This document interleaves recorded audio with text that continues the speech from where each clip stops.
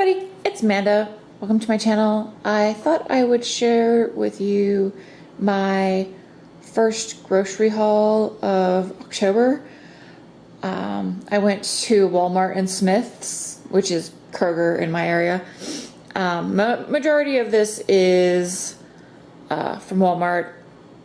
I spent between the two stores about $115 and some change. Not all of it is food for me. There's some dog food here. There's some toiletries, some random things that I just like pulled all the money from my food budget and like my toiletries budget and I think a little bit from pocket money to just pay for it all. After I process all this, I'm going to reconcile it and put, the money where it belongs. So if I need to put more money from, Pet, which is a electronic sinking fund, into cash, I can do that. Because I know I spent at least $10 on pet food. So over here I have some tomato juice, some beef broth, some canned beans, celery, a pack of white onions, some shredded carrots, because I'm not going to sit there and shred my own carrots, and I don't have a food processor, and some ground beef. I'm going to make some copycat Olive Garden soup, pasta e fagioli, I want to say it's pronounced. It's basically the meat sauce with beans soup. So that's what I'm going to make. I have a copycat recipe that I have adapted to my own, how I like it. I like my soups chunky, so that's what that's going to be. I sort of impulsed a couple of items, like these pitas and the hummus over here and the hot dogs, because I walked by and I was like, ooh, hot dog sounds really good. I don't eat hot dogs very often, but I thought it would be good. Just grabbed the cheapest buttons off the shelf. Some cherub tomatoes, which I think are just like grape tomatoes, whatever. Back here, 5-pound bag. Excuse my sink, I'm soaking some stuff. Today is Saturday. It's my food prep and clean the kitchen area day. So I have 5 pounds of Idaho potatoes. This brand is the better one to me at Walmart, at my Walmart. The other one tends to be really hard and just not very good quality. Their grapes, green seedless grapes were looking pretty good this time, so I grabbed a bag. I got a bag of lemons because there's a recipe that I like to make that was made by a Greek restaurant in Houston called Nico Nico's. And I have a copycat recipe, and I'm going to make some of those. I got a few oranges, some mushrooms, because I always like to have those on hand, pita bread, some flour tortillas, another thing I just like to have on hand, some non-stick Pam, because I ran out, some chili to go with my hot dogs. I impulsed some Flamin' Hot Cheetos with lime, because I love these, and I just got the small, little convenience aisle bag to control myself. I got some new BB cream, because the one I have is just 2 years old. Some feminine pads. I saw this on the aisle. It's the Mountain Dew Voodoo mystery flavor.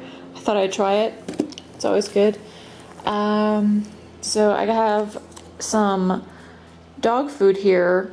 These were only 77 cents a piece, which is much cheaper than what I've been getting him. He likes the wet food. I mix a little bit of dry food with it, but he prefers a soft wet food. I also got, because I had a coupon, this loaf of, I was like, what would you call this? Just a thing of, this is actually dog food. This is in the refrigerated section. So it's chunky chicken and turkey recipe. It was on sale and I had a coupon. So I got this to let him try it out, because this is actually cheaper than what I've been getting him as well. Even without the coupon and being on sale. My hot dog weenies, I got the olive tempeh hummus. I used to not like olive tempeh, but now, like, as I've gotten older and my taste buds have changed, I like it now. I got some yogurts, dozen eggs. I got some of the chocolate and vanilla ice cream cups. And then that was it for Walmart. They didn't have the items that I was looking for at Walmart, so I went over to Smith's. I got some oyster crackers. This is, what is ditalini? Is that how you pronounce it? Pasta for the soup. It's like the little O's. They didn't have that at Walmart. And also I got some Dove antibacterial bars, which I'm so excited that Dove finally started coming out with an antibacterial bar. And then I also got a glass loaf pan. I'm going to be making some breads and muffin loaves and things, and my friend who's a big baker suggested that a glass loaf pan would be the best way to go for me. I generally do not bake breads, so she said glass would probably be best for those, like quality wise and like longevity, something to do with baking soda, doing something to aluminum or whatever. I'm not sure. But she's a big baker. She knows these things and does like huge amounts of research, so I got that. It was on sale at Smith's, so I went and got it there instead of at Walmart. It was like $2 cheaper, still like $8, but hey, it'll last a long time. I can bake all kinds of stuff in it. But that's pretty much it. I am going to put a bunch of this away and process everything, like start processing everything for making soup. I will take you along with my soup making process. I've got some laundry going. I've got the windows open because it is currently 59 degrees and sunny outside. So I will see you in a little bit. Alright, so I've got my ingredients that I need to chop up here. I have a bag of onions. I'm going to go ahead and just chop and slice all of them. I'm going to freeze some of them. I'm probably only going to use these two larger ones and what's left of this fresh that I had in the fridge for the soup. I'm going to use all this celery. This is an entire bunch of celery. I've got 2 Roma tomatoes that are, getting wrinkly and past their fresh prime date that I'm going to dice up and put in here as well. I used canned diced tomatoes in this, but these are getting towards the end of their shelf life, so I'm just going to go ahead and put those in there. So yeah, let's get chopping. I also have some vinyl gloves. I use these because my hands get really dry, and also I don't want my hands to smell like onions for the rest of the day when I get to that part. But really, it's just to protect the skin on my hands more than anything. Yeah, this step is not necessary. Just winter, Alright, let's get shopping. So I just cut off this like little nick, this part. I don't like it. And just chop off the bad parts. Let me move my trash can so that it's next to me, so I can just scrape stuff out. I usually cut at an angle because I like the celery to be fancy.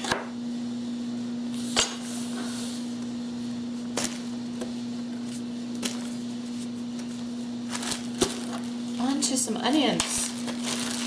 This is part of just an onion had in the refrigerator, just using everything up. It's a great thing about soups.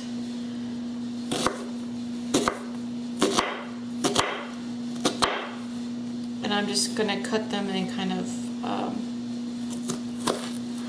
slices, like so.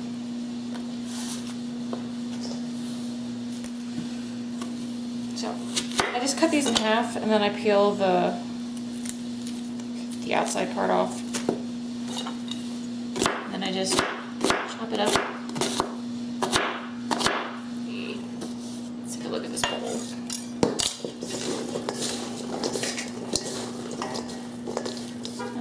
We're gonna need one more onion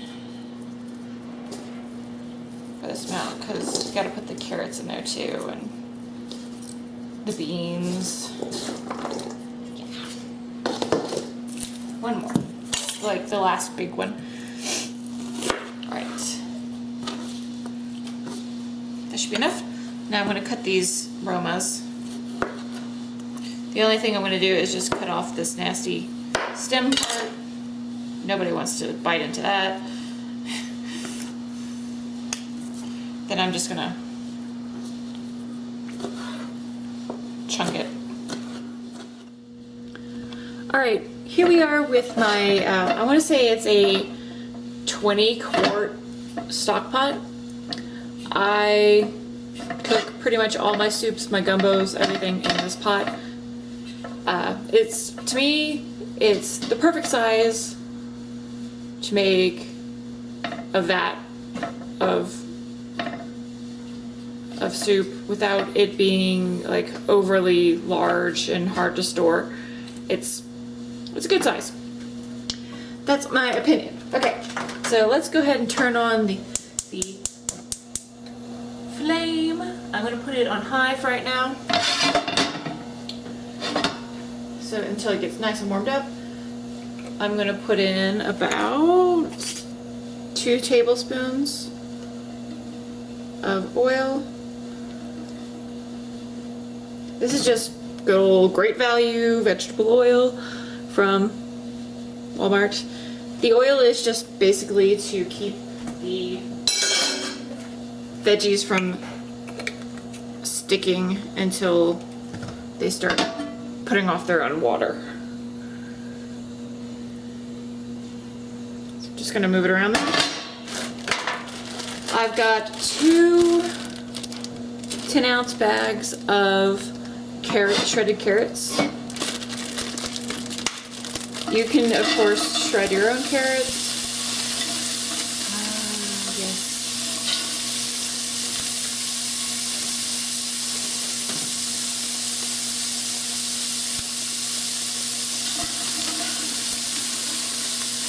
Right.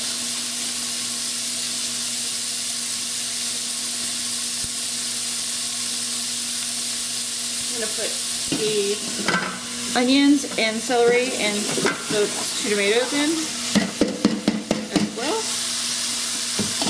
Put it all in there. So you can see this is about 1/3 of the pot full of this vegetable. We will put it down eventually. So the next part is I kind of do to taste. I'm just going to put a bunch of parsley.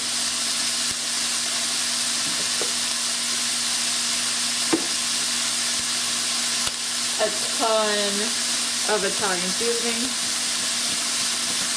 I want to say I use probably 1/4 of this thing every time I make a soup. So this is just a little bit of garlic powder I had. And something this with a little bit of onion powder. Cleaning things up. You're thinking, onion powder on top of the onions? Yep.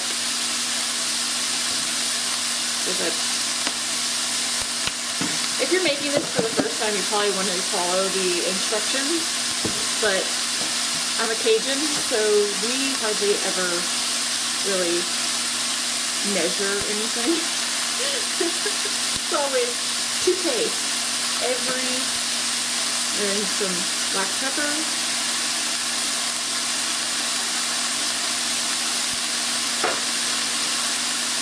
And some salt. And a little bit. I'm going to use this big slotted spoon. So I forgot about the most important part about this is the hamburger meat. So I'm going to move this onto my other burner and get to doing the hamburger meat. I'm just going to brown this. I'm going to add some of the onion powder and the garlic powder.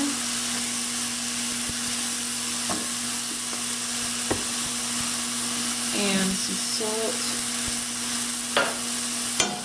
and pepper.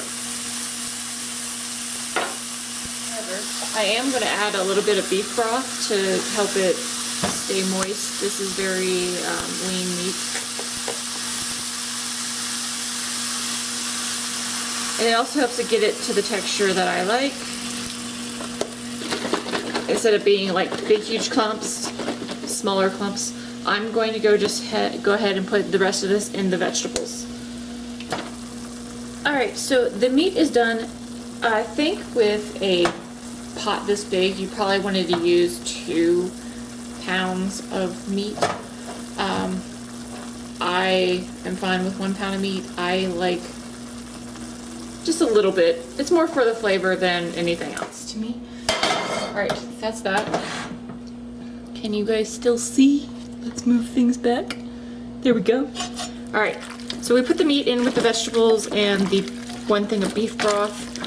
I think I'm going to need both beef broths, but we will see once we put the beans and tomato juice in. I'm pretty sure.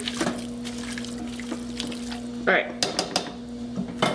So here I have strained a can of light red kidney beans, dark red kidney beans, and 2 cans of cannellini beans, which they just look like white kidney beans to me.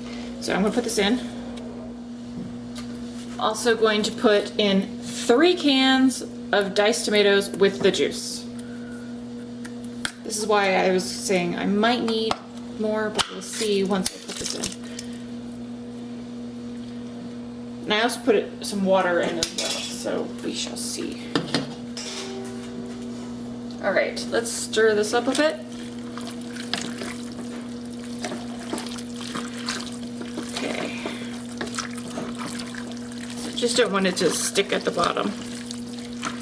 That's what we're trying to avoid. Okay. So that's looking good. I'm going to go ahead and put in 1 bottle of tomato juice for right now.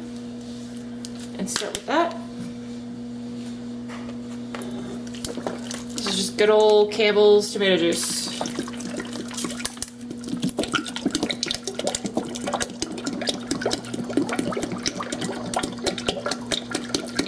There we go.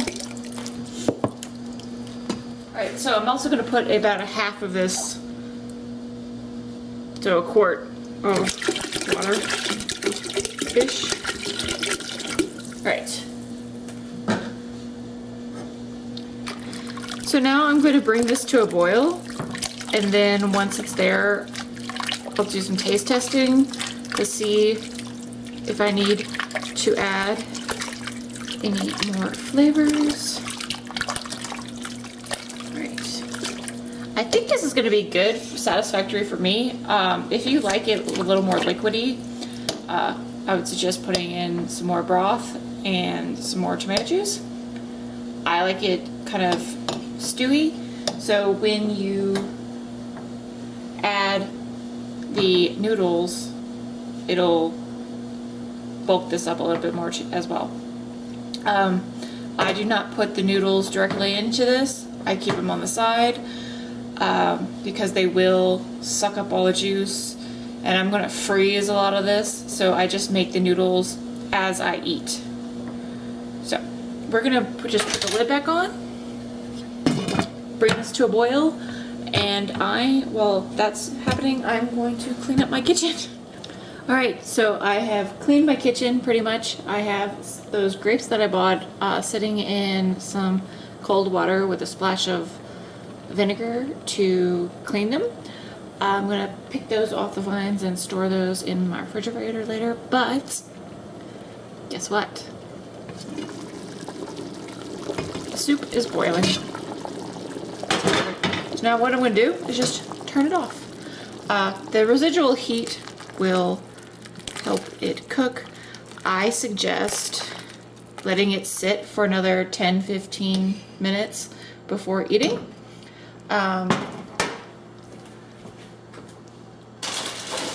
I've already eaten lunch. It's 1 o'clock right now, so I'm not going to be eating any soon. So what you do is you just boil your noodles, or however many noodles you want.